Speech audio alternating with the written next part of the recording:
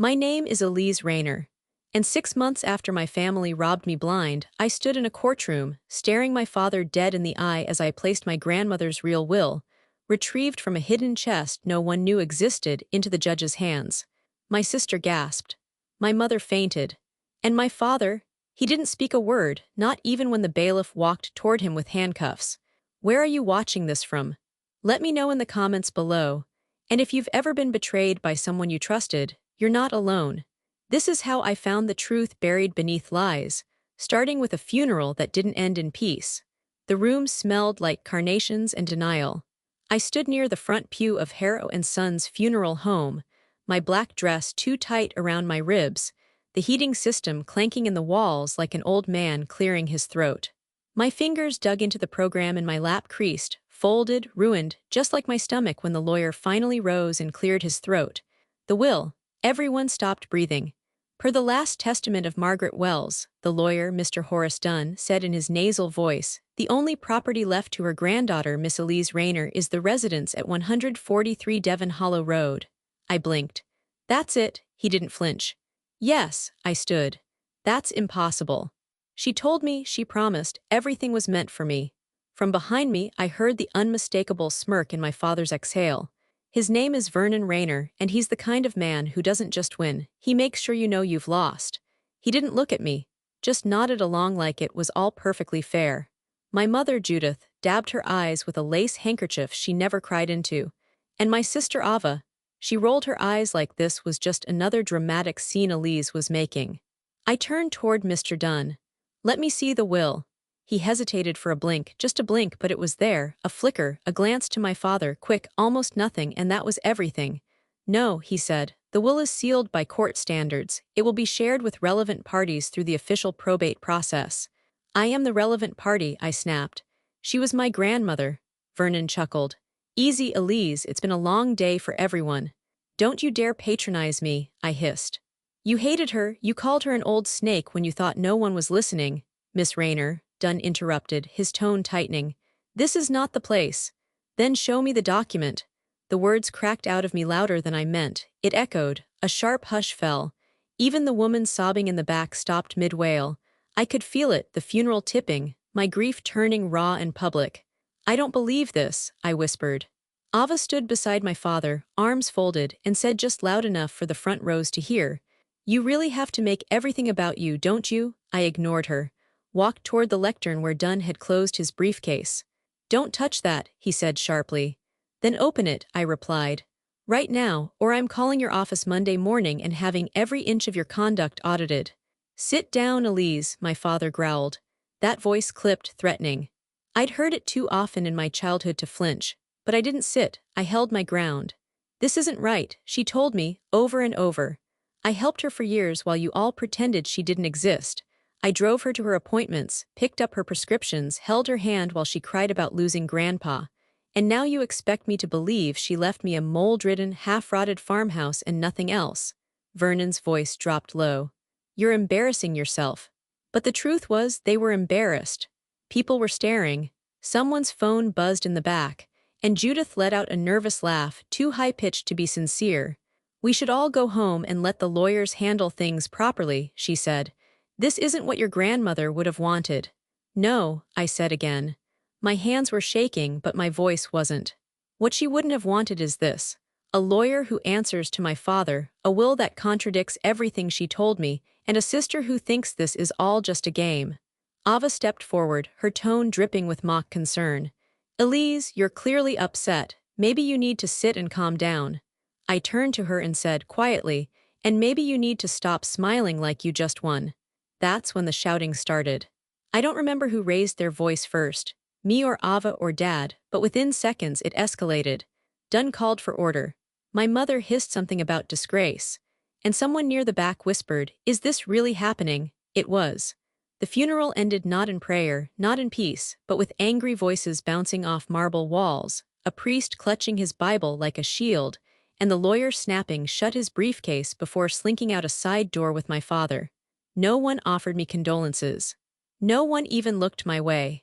I stood in the middle of that cold, echoing room, and for the first time since Grandma Margaret died, I realized I was alone.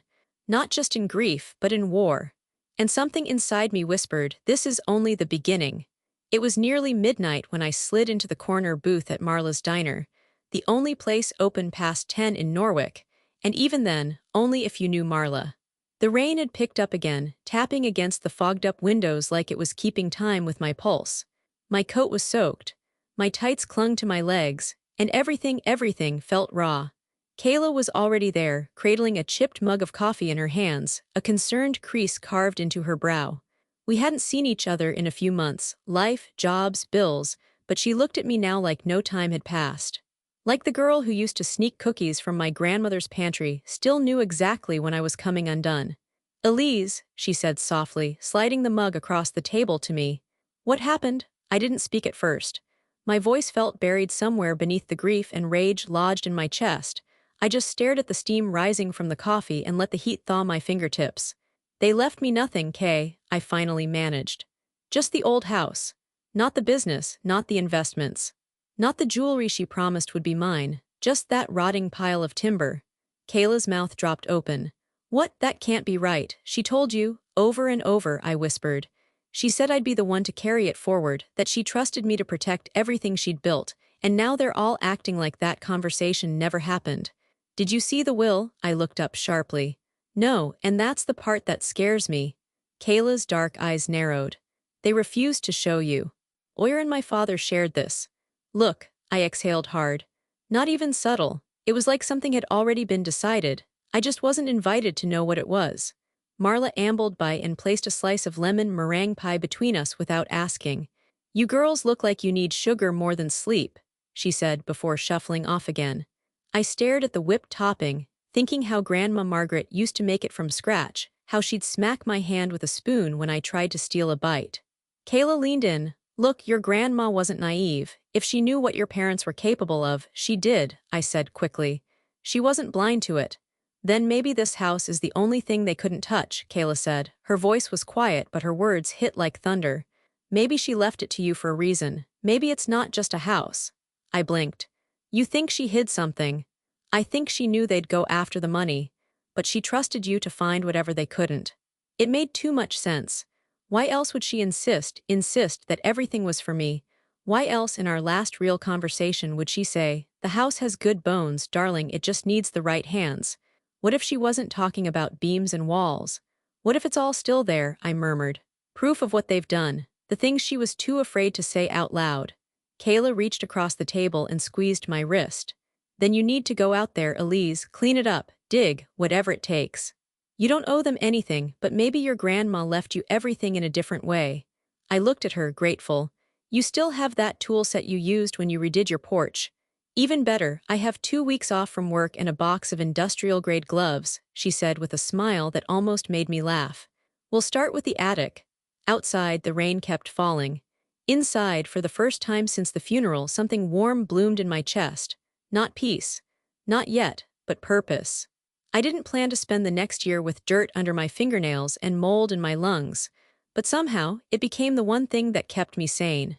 The first time I stepped back into Grandma Margaret's house on Devon Hollow Road, it felt like walking into a tomb.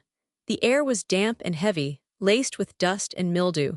A raccoon had claimed the attic, the wallpaper peeled in sheets, and the smell of rot clung to the floorboards like a warning. But I didn't flinch. I rolled up my sleeves, tied a bandana around my nose, and started scraping.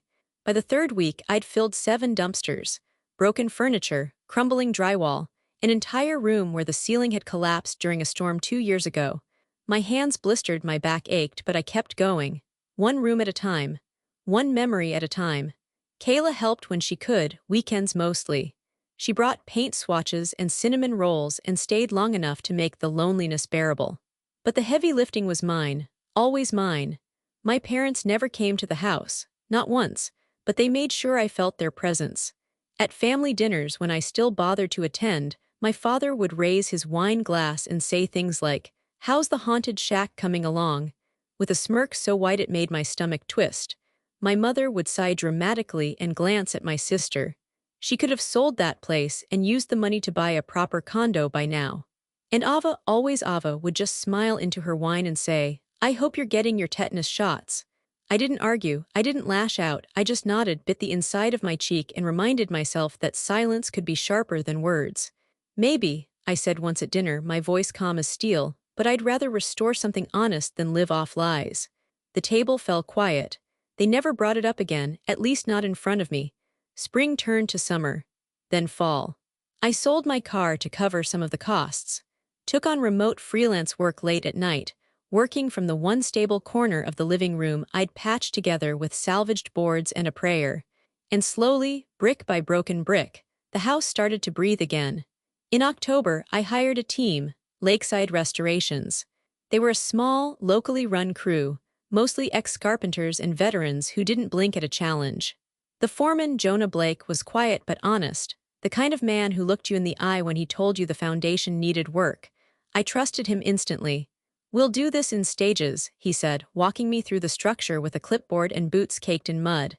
"Keep costs low, work smart. You've already done half the work most folks would pay triple for." We started with the beams, then the floors, then the roof. By January, I could see it, the vision I'd had all along.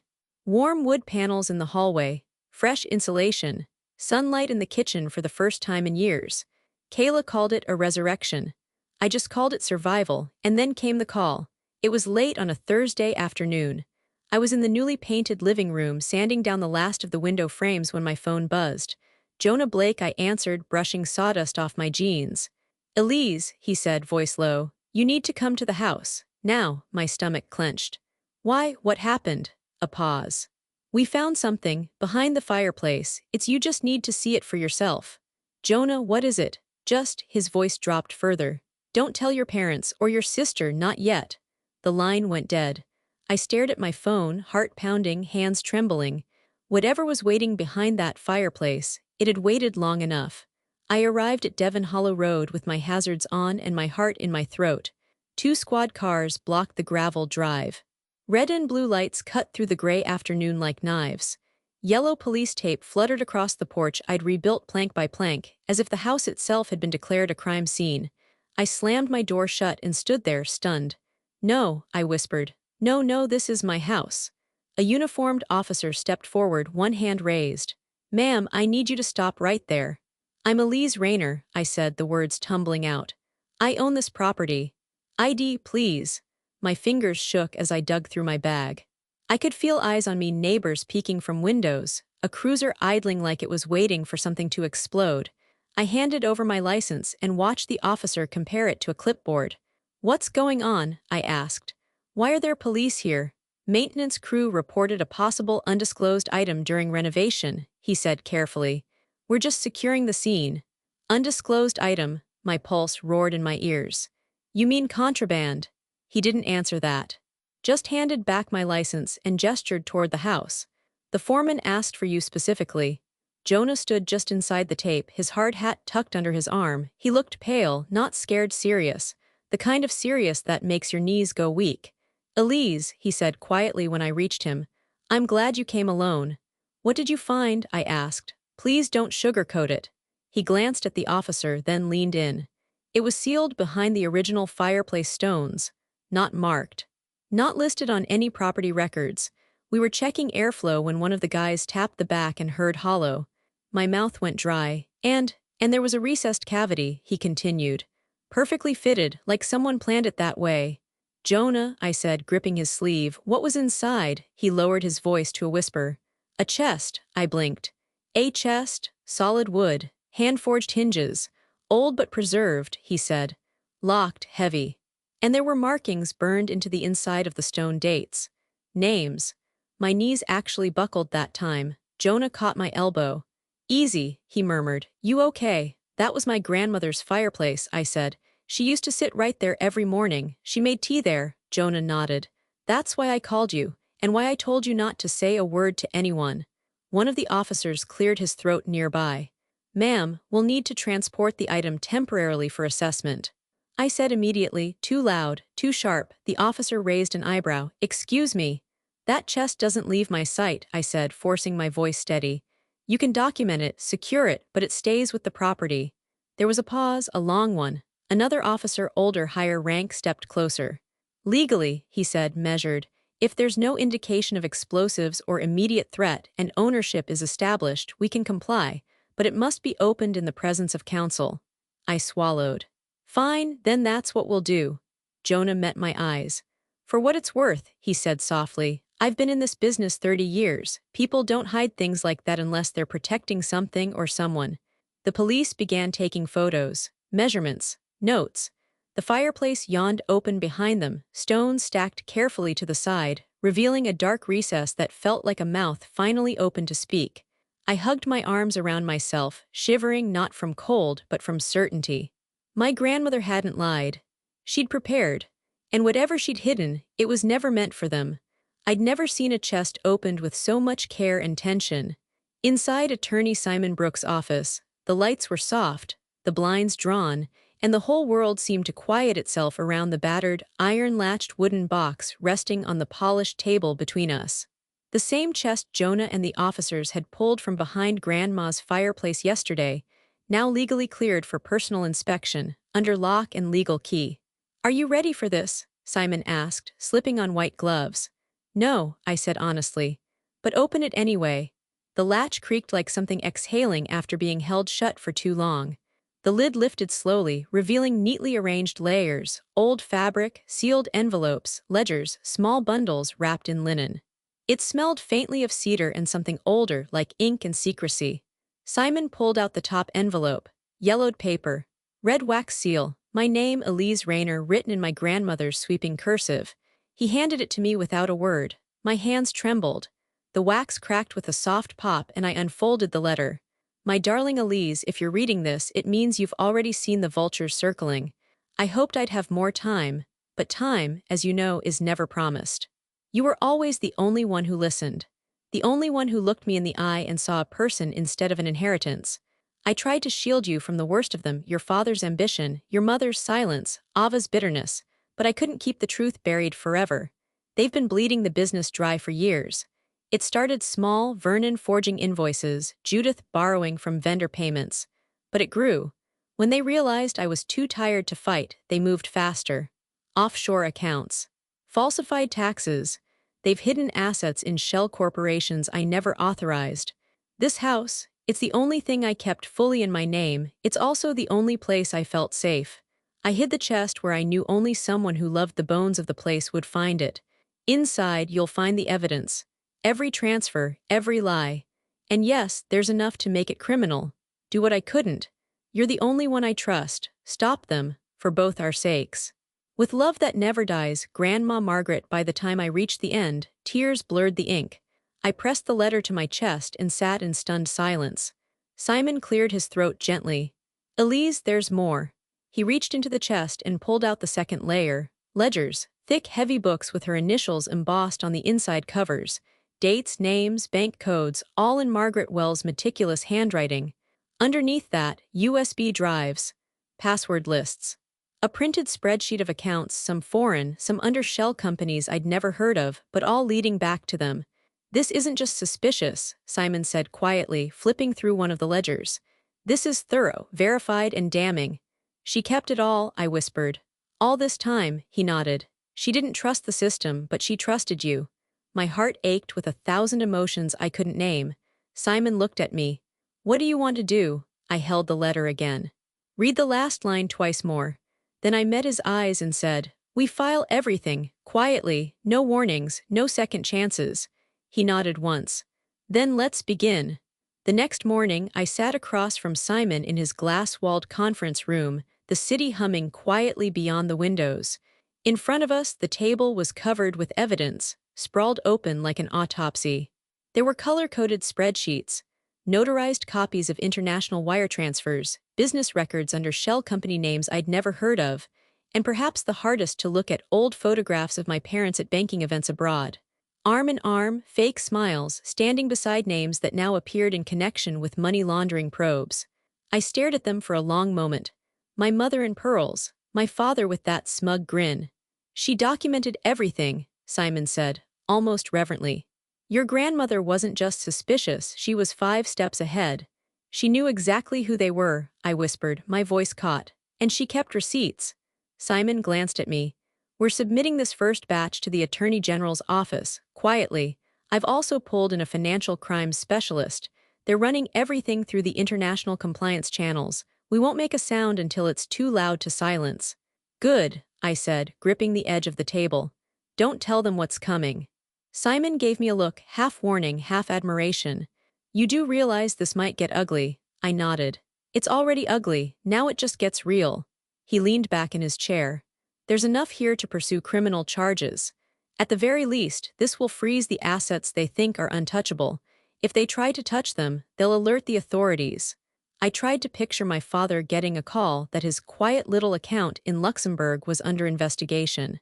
Or Ava realizing the trust fund she used to brag about at brunch was tied to funds marked fraudulent. They'd call it betrayal. I called it truth. When I left Simon's office that day, the clouds had started to clear.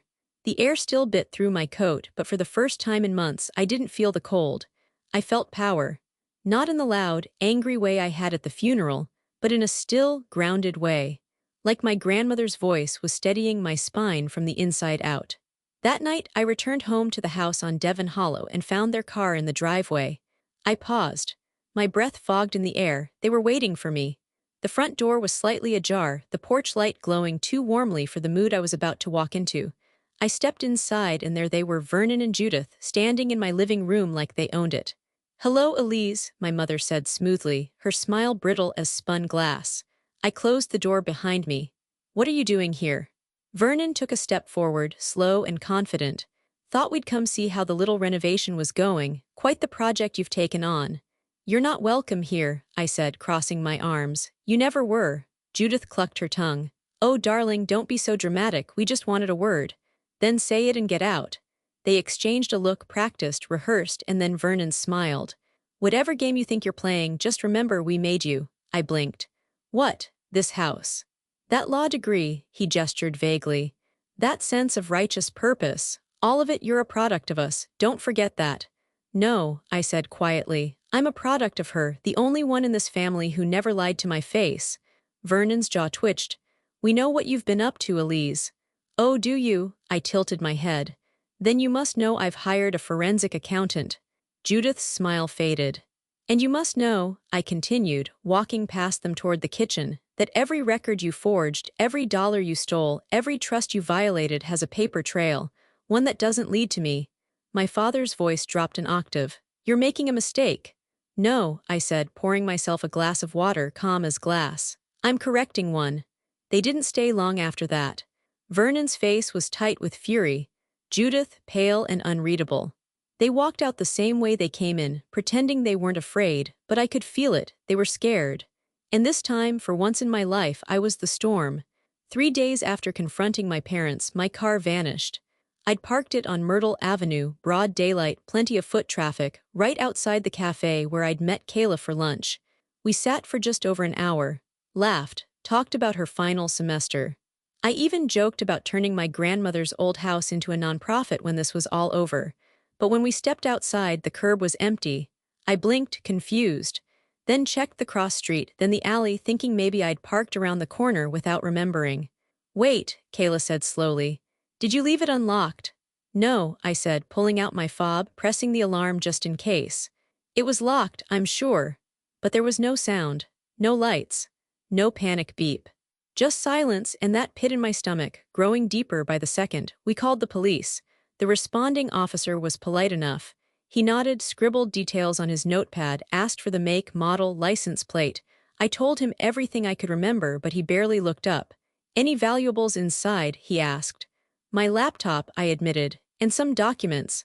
My stomach dropped again. "Legal ones." He gave me a blank look. "Was the laptop encrypted?" I hesitated. "Probably, I don't know. We'll check nearby traffic cam footage, probably kids. You'd be surprised how organized they can be," he said with a shrug. But I wasn't surprised, I was furious. By the time I got home that night, I'd already called the city's transportation department. Spoke to a woman who confirmed what I already feared. "Strangely," she said, "the footage from Myrtle Avenue and 5th went down that day. Entire block. Cameras glitched and never recorded a thing." My voice dropped to a whisper. "Has that ever happened before?" A pause. "Not in that district." I thanked her and hung up. Then I called Simon. He answered on the second ring, his voice tight. Elise, my car was stolen today, I said without preamble. Laptop documents gone, and the traffic cam footage just disappeared. Silence. Then, I was going to call you. Something in his tone made my stomach knot again. Why? He cleared his throat. I received a message. What kind of message?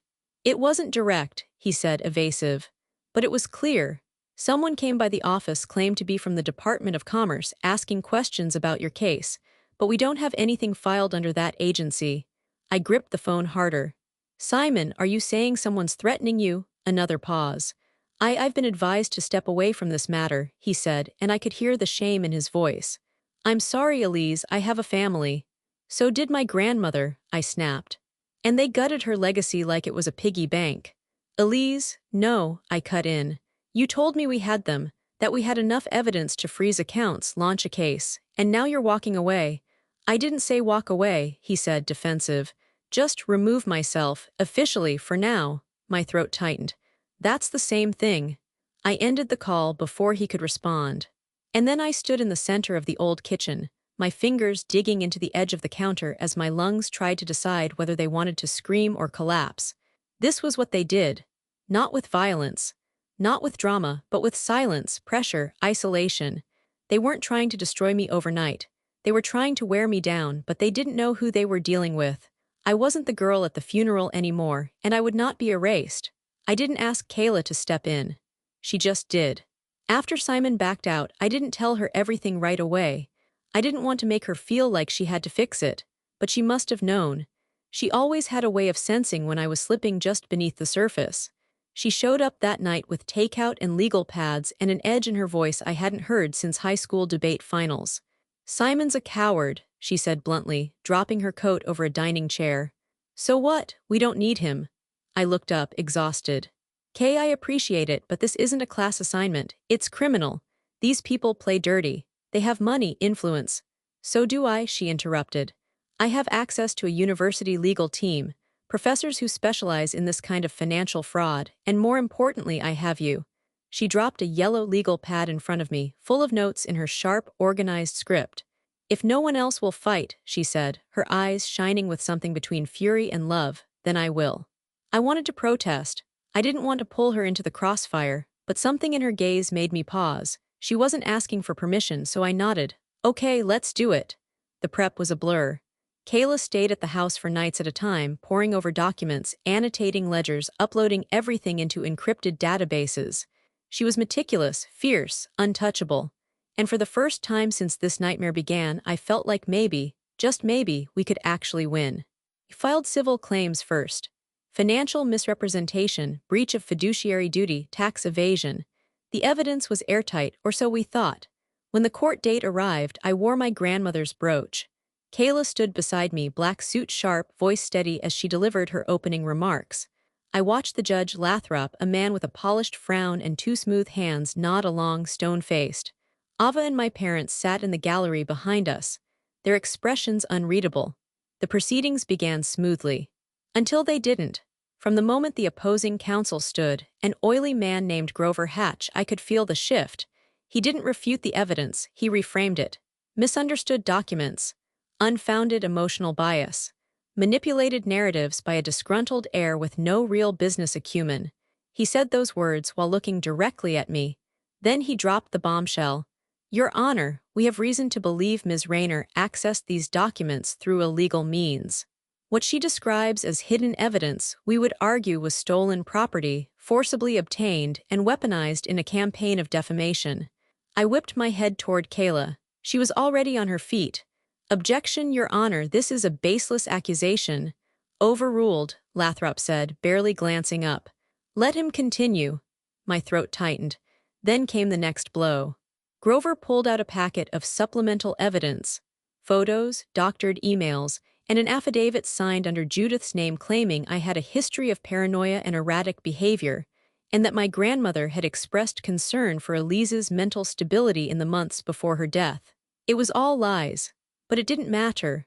I saw the shift in Judge Lathrop's posture, the dismissiveness in his eyes, the way he leaned toward their side, not ours. And then the words I never expected. Based on the evidence and testimony, This court finds reasonable cause to consider the accusations against Ms. Elise Rayner as potentially fraudulent in nature. Further, due to the defamation of character and potential civil liability, I am issuing an order for detainment until such matters can be formally resolved. No, Kayla said, stunned. That's you can't, Your Honor, she hasn't even. I've made my ruling, Judge Lathrop said, his gavel striking like thunder. Two bailiffs moved toward me, my knees went weak. I didn't do anything wrong, I shouted. They stole everything, I have proof, you didn't even look at it. The gallery was silent. My parents didn't move. Ava crossed her legs and looked away. The cuffs were cold against my wrists, and just like that they thought they'd won. The cuffs pinched my wrists, cold and humiliating. I could feel everyone's eyes on me, pressing down like stones. This isn't legal, I yelled, struggling against the bailiff's firm grip. I have proof, the ledgers, the transfers, Kayla, tell them. Kayla's voice cracked as she stood, holding up a folder in trembling hands. Your Honor, please, if you would just review. Sit down, Miss Patterson, Lathrop snapped, not even sparing her a glance. This court is no place for theatrics. The smirk that passed across Grover Hatch's lips made my stomach turn. And my father, he leaned back in the gallery like he was watching a play he'd already seen the ending to. Judith looked smug. Ava was reapplying lip gloss. My legs nearly buckled as the bailiff tugged me toward the exit. I turned over my shoulder one last time. This is a setup, I said, my voice rising. They've paid their way out before, and now they've paid you. Judge Lathrop banged his gavel again, louder this time. Remove her from the court. But the doors behind us burst open with a crash so loud it startled everyone to silence. 6 people strode into the courtroom. Suits, purpose, authority that didn't need to be announced. They moved with coordination and calm that instantly changed the energy in the room. At the front was a tall man with silver hair and sharp eyes. He held up a leather badge holder without breaking stride. Judge Lathrop, he said, his voice cutting through the silence, I'm Special Agent Marcus DeLevin, Federal Bureau of Investigation. A collective gasp rippled across the room. You are under arrest, DeLevin continued, walking straight toward the bench, for bribery, conspiracy, and obstruction of justice. Judge Lathrop stood slowly, his face pale and incredulous. This is outrageous. On what authority? Agent DeLevin didn't flinch. Federal authority. We have wire transfers, communications, and corroborating witness testimony that you accepted bribes from Vernon Rayner and Associates in exchange for judicial interference in ongoing civil and criminal matters. Every breath left my lungs at once. The courtroom exploded into chaos. Cameras were drawn. Phones raised. Gasps turned to chatter. The bailiff holding me froze, his hands loosening instinctively. Kayla stood, her mouth wide open, eyes darting between me and the agents. My father rose from his seat, his voice low and sharp. What is this circus? One of the FBI agents intercepted him before he could step into the aisle. Sit down, Mr. Rayner, she said evenly. You're next. Judith looked like she might vomit. Ava dropped her lip gloss. I stepped back, dazed, as Agent DeLevin turned toward me. Are you Elise Rayner? He asked, voice gentler now. I nodded slowly, still cuffed. He gave a short nod to the bailiff. Remove those. The cuff snapped off. My wrists burned from the pressure. You're safe now, DeLevin said, softer this time, but we need to speak privately. Kayla moved toward me like she couldn't decide whether to laugh or cry. I reached for her hand and gave it a grateful squeeze. Judge Lathrop was now being read his rights. He shouted something about a legal review about fabricated nonsense, but no one was listening. The gavel lay forgotten. The courtroom had flipped. DeLevin gestured for me to follow him out a side door. And even though I had no idea who he really was, or how he knew everything, something in the way he said my name felt like the first breath I'd taken in weeks. The system that turned against me had just collapsed on itself. And this silver-haired stranger, he was about to tell me why. The moment we stepped outside the courtroom, the chaos behind us sounded like waves crashing against a sealed door, yelling, scuffling, the gavel pounding helplessly now that its wielder wore handcuffs. I was still in shock. My hands tingled where the cuffs had been, and I couldn't stop glancing over my shoulder, half expecting the whole thing to unravel like a fever dream. But Agent DeLevin walked with quiet purpose, each step heavy with something deeper than just duty. He led me through a back hallway, down a flight of stairs, and out a side exit into the cold afternoon air. We crossed the street in silence, ducking into a small cafe with dusty windows and chipped tile floors. It was nearly empty, only a couple of older women playing cards near the back. We took a booth near the window. He didn't speak right away. He ordered us coffee, black, and waited until the server disappeared before finally looking at me, really looking at me. "Elise," he said softly, "I need to tell you something, and it's going to sound strange at first." I swallowed. My mouth was dry. "All right." He reached into the inside pocket of his coat and pulled out a photograph, worn, folded, creased at the corners. He slid it across the table toward me. I recognized the woman instantly. My grandmother. Younger, maybe late 30s. Her hair was longer, loose in waves. She was smiling in a way I'd never seen in any of the framed pictures in the house, and beside her my breath caught. It was him, DeLevin. Not in a suit, not with steel-gray hair, but younger, with the same intense eyes and slight tilt of the jaw when he smiled. They were standing on a dock, arms around each other. "I loved her," he said quietly. "Your grandmother. Margaret and we met in 1983, just after I finished a deep cover assignment out of state. She was giving a talk on small business ethics. I walked in late. She laughed when I spilled coffee on her notes." I stared down at the photo, suddenly unsure where the floor was beneath me. "You're saying you had an affair?" He nodded. "It lasted 3 years, on and off. She was married. I respected that, but we were close, closer than I've ever been with anyone." I tried to speak, but no words came. "I wanted her to leave him," he continued. "But Margaret, she had her reasons, her family, her image, and when she got pregnant, the world slowed." I looked up sharply. "She didn't tell me at first," he said, voice thickening. "Only after she had the baby. I was already reassigned. She sent a letter with a photo, said she was naming the girl Judith, that she'd chosen to keep her marriage intact, and that it was better for everyone if I stayed away." I stared at him, my pulse roaring. "Wait, Judith, my mother?" He nodded once, gravely. I stared at the window, stunned. "So that makes you—" "I'm your grandfather, Elise," he said gently. "Biologically, yes. But I've only known you from a distance. I respected Margaret's wishes, always." My thoughts spiraled. My mother, so cold, so calculating, was the result of that love, that complication. He leaned forward. "I started watching after Margaret was diagnosed. I saw your name on her medical power of attorney. I knew then she still trusted you, so I kept tabs. Quietly, when the documents you uncovered crossed our forensic path, I requested the case. And when I saw Judge Lathrop's name on the docket, I knew something was wrong. I covered my face with my hands, trying to make sense of it. This man, this stranger, had known me my whole life, without me ever knowing he existed. "You really waited all this time?" I asked, voice barely above a whisper. "I waited for the right time," he said, a touch of pain in his eyes. "And when I saw you standing alone in that courtroom today, I knew the time had come." I looked at him again, this man who'd just torn down everything that had tried to crush me, and for the first time since Grandma died, I felt safe. Really, truly safe. The cafe grew quieter around us as I sat there, reeling. Agent DeLevin, Marcus, watched me with an expression I couldn't quite name. Part regret, part relief, maybe even hope. My hands rested flat on the table, trying to steady themselves. "I need to show you something," I said finally. I pulled out my phone, swiping to a photo I hadn't looked at in months. One of those random Sunday selfies I'd taken in the kitchen with my husband, Caleb. I'd been in a soft green sweater, leaning my head against his shoulder, laughing at something he said. But it wasn't Caleb I was focused on now. It was me. I turned the phone toward Marcus and angled it beside his face.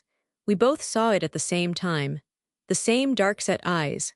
The identical slant of the cheekbones. Way the brow arched slightly higher on the left. And under certain light, my half-smile was his. "We look alike," I whispered. Marcus exhaled slowly.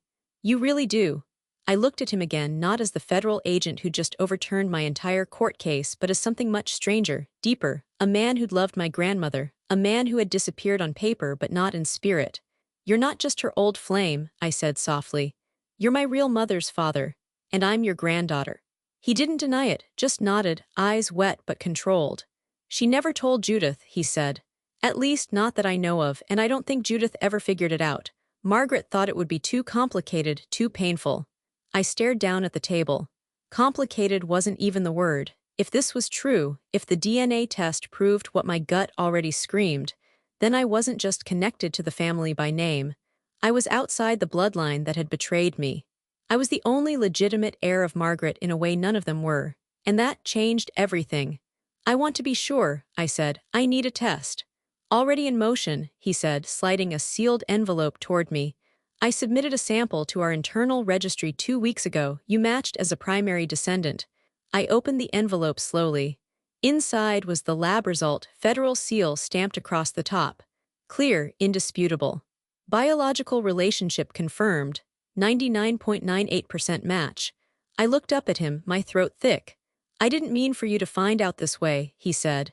But when I realized what your parents had done, how deep it all went, I couldn't stay out of it anymore.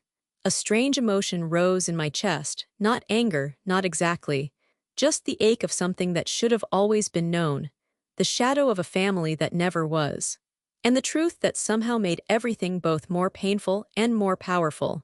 You've just given me something they can't take away, I said. Leverage, he nodded. And legitimacy. The word hit hard. You're not the daughter of Vernon and Judith in the eyes of inheritance law, he continued. Not entirely. Which means any claim they have on Margaret's estate could be challenged, and with the fraud charges pending, you now hold the moral and biological advantage. I leaned back, stunned. I always thought I was fighting to prove I belonged in that family. You don't belong to them, he said. You belong to her, and now the law will agree. The final knot unraveled in my chest. Everything they'd stolen, every lie they'd told, it was all about to collapse. Because the one thing they hadn't counted on was that the bloodline they'd tried to twist in their favor was never truly theirs to begin with. It was mine. They always say justice moves slowly. But when it finally came for Vernon and Judith Rayner, it was swift and silent. The kind of justice that doesn't need to shout, just arrives methodically with papers and handcuffs and charges that stick. Wire fraud, tax evasion, obstruction, embezzlement. They never saw it coming, not fully. Even after the courtroom raid, they assumed they'd wiggle out, call in favors, cut deals. But the forensic evidence my grandmother left behind, every ledger, every signature, every offshore transfer, formed a net so tight no one could slide through, not even them. The trial lasted just under 4 weeks. Grover Hatch, their smug attorney, folded by week 2 when the FBI revealed that he too had accepted money from a blind trust linked to the family's illegal accounts. Ava wasn't charged, but her inheritance was frozen, and she fled the state within a month. I didn't call her. Didn't need to, because I had finally reclaimed what they tried to steal. Not just the house. Not just the business, but my story. The estate transferred fully to me by mid-July. The business, after its forensic audit and leadership purge, was placed under temporary receivership, and then offered to me to restore under a clean charter. I renamed it Wells and Rayner Restoration Group, keeping my grandmother's name first. It felt right. And the house on Devon Hollow. The one they once called a termite coffin. It became my sanctuary. Every detail was carefully finished. Reclaimed walnut floors, soft white walls. The fireplace restored exactly how it had been before Jonah uncovered the chest behind it. That fireplace saved my life. The night we celebrated, I cooked. Nothing fancy, just my grandmother's recipes. Baked rosemary chicken, roasted squash, and lemon pie with the cracked top that she used to pretend was rustic. The kitchen smelled like her. Like comfort. Caleb brought in a case of wine, humming as he set glasses on the newly refinished dining table. Kayla was already there, curled up barefoot in an armchair, sipping cider and smiling like she hadn't fought a legal war with me just months ago. And across the room, at the edge of it all, stood Marcus DeLevin. He hovered, unsure. Still learning where he fit in this strange, fractured legacy we now shared, I walked over with a plate in my hand. "You're not going to eat," I teased gently. He took the plate from me, something flickering in his expression, warmth, pride, maybe even peace. "I've watched you rebuild so much," he said softly. "Didn't want to intrude on the part where you get to enjoy it." "You're part of it now," I told him. "She would have wanted you here. So do I." We sat, we laughed. And for the first time in years, the house didn't feel haunted. It felt full. Later that night, after the dishes were cleared and the music had faded into quiet, Marcus pulled something from his coat pocket. A small velvet pouch. Inside was a gold locket. "I gave this to Margaret the day she told me about Judith," he said. "She wore it for a while, then stopped, said it didn't feel fair, but I think it's yours now." I opened it. Inside was a photo so small I had to tilt it toward the light, Margaret in her garden, younger, with eyes just like mine. I pressed the locket into my palm. This was what legacy should feel like. Not paperwork, not property, but love passed forward. 5 years later, the house doesn't smell like paint anymore. It smells like old books and fresh coffee, like lavender from the garden and pine from the wide porch beams we salvaged during restoration. The air carries the quiet laughter of kids in the art wing, the deep hum of violins warming up in the practice room upstairs, and sometimes, on the good days, the sound of someone simply exhaling in peace. That's when I know Margaret's house is more than a house. It's home, not just for me, but for dozens of people who never had one. The Wells Center for Arts and Justice opened 2 years ago, after the estate settlement was finalized and my ownership was locked in stone. It started with one after-school program, 2 volunteer lawyers offering free consultations in the study, and a weekly art therapy group for women rebuilding their lives. Now it holds 7 programs, 3 studios, a legal aid office, and a rotating exhibit space where survivors of injustice, financial, emotional, legal, display their work and tell their stories. It's not flashy, but it's real, and it's hers. This morning, I stood barefoot on the porch, mug in hand, as a breeze tugged gently at the white linen curtains inside. Kayla had already left for court, now a full-time justice advocate and co-director of our legal mentorship project. Caleb was managing the Saturday workshop in the sculpture studio, where local teens molded heartbreak into clay. And Marcus, my grandfather, he was in the garden again. Kneeling in the same patch Margaret once called her truth corner, trimming back the rosemary with that same quiet precision she had. He didn't like to talk about the years he lost, but he showed up every week, sometimes just to be near the memory of the woman he never stopped loving. "Ms. Rayner," a voice called softly behind me. I turned to see a young woman on the steps, notebook in hand, eyes bright. "Sorry to interrupt. I'm Jules Mencken from New England Now. May I?" I smiled. "Of course." She joined me on the porch bench, tapping her pen nervously. "I've read about the Wells Center," she said, "but being here it feels personal." "It is," I replied, looking out over the garden. "Every inch." She paused, then asked, "If I may, what kept you going? When everything was stacked against you, your family, the court, even your lawyer, what made you keep fighting?" I looked at her for a moment. She was young, maybe 23. Her eyes held that flicker I used to see in my own reflection, the ache of someone still learning that the world isn't always kind, but maybe still fair. I took a sip of my coffee, letting the moment stretch.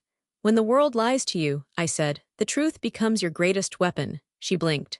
"That's beautiful. Was that something your grandmother said?" I shook my head. "No, it's something she showed me, every day." Jules scribbled something in her notebook, then lowered it again. "I think a lot of people are going to need to hear that."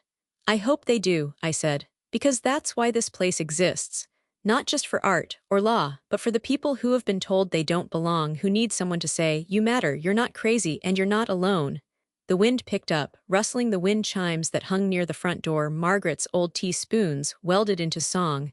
The moment was quiet, reverent. Jules stood. "Thank you again, for everything." I nodded and watched her walk back down the steps, notebook clutched to her chest. Inside, I heard a group burst into laughter from the dining room, where a poetry circle was beginning. I followed the sound slowly, hand trailing along the rail of the staircase she once climbed every night with a candle and a mystery novel tucked under her arm. My story began with betrayal, but it ends here, not in bitterness, in belonging.